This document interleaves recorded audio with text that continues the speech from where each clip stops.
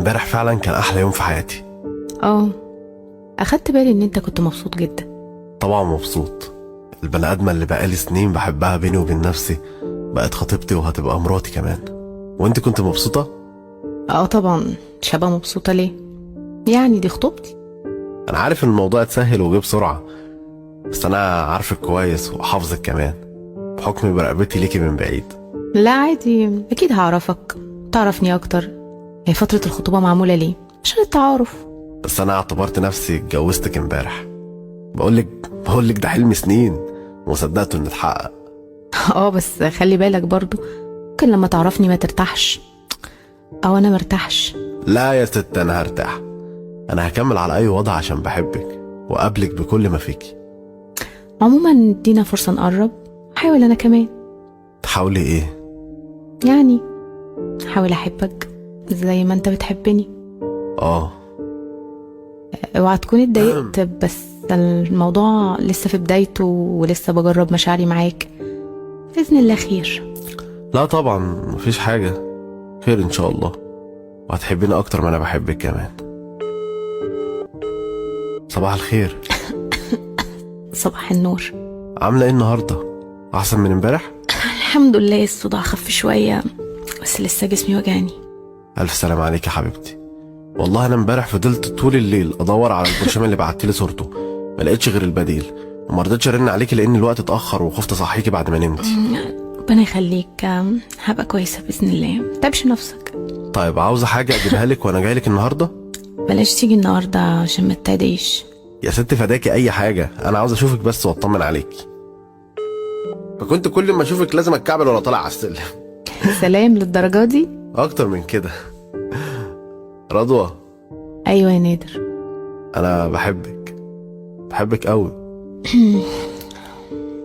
ساكتة ليه؟ هقول ايه؟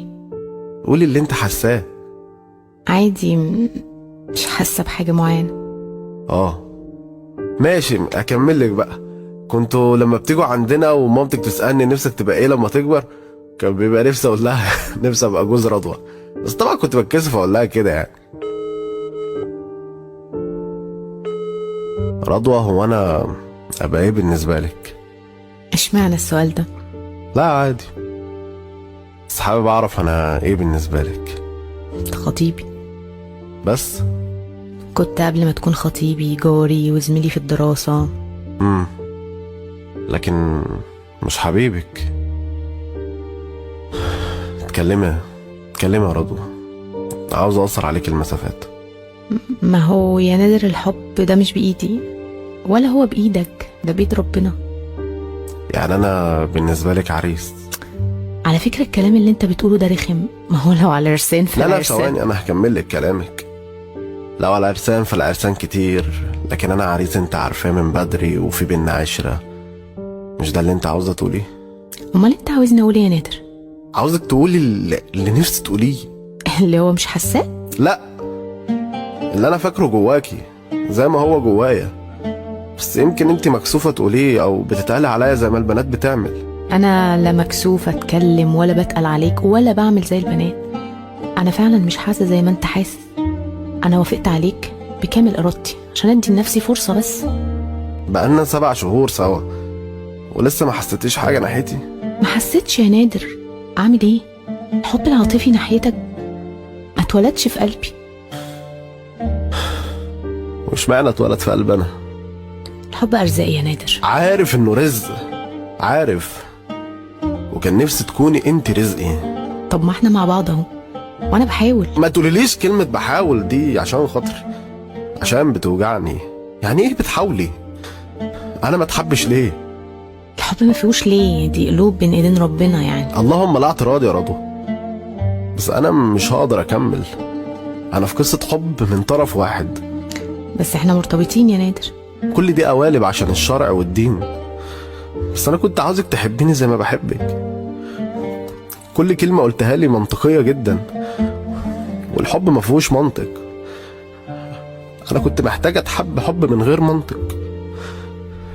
انت مش عروسة بالنسبة لي، انت حب سنين يا رضوى. حقك عليا لو انفعلت، انا اللي غلطت في العنوان وانت كمان غلطان. ليه تكملي مع واحد عارفة انه بيحبك وانت مش حاسة بحاجة ناحيته؟ واكيد انت مش من البنات اللي بيقولوا خد اللي يحبك، ولا انا من الرجالة اللي تحب بس وما تتحبش، ولا هعرف اقبل بده. ليه ريحك يا نادر؟ انا مقدره مشاعرك ومحترماها فعلا والله غصب عني، بس هطلب منك طلب اخير، اننا نفضل اصدقاء. لا لا لا، لا اصدقاء ولا غير اصدقاء. انت ممكن تقبلي ده عادي ان انت تكوني صديقة ليا، انا لا. دي سنين وايام وانا بفكر فيكي وما حبيتش حد قدك.